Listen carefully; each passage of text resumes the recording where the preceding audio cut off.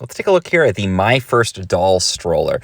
So this is a great stroller that your kids can use. It's not a real stroller. You can see compared to the size of my hand, it is a doll stroller. So they can put a doll or stuffy in here, and it's got the features like this little canopy that make it feel for them like a real stroller. It's got the little strap. You probably strap them in, so they're going to want to strap their dolls in. And my kids love to put their dolls in there and strap them in just like we would do.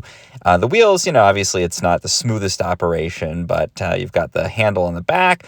And if you have kids, they love to try to push their siblings around or other kids around or just push their empty stroller. And this kind of indulges that. They can put their dolls in. It's even got the realistic stuff like the little pouch in the back where you can store things. My kids love to hide the TV remote in there. You can fold it up. I almost never do. I pretty much just leave it open. They love to push this around the house, strap their dolls into that, put the little canopy up, and walk around just like they're the parent. So really cool thing. Add some realism. Great pretend play with this stroller.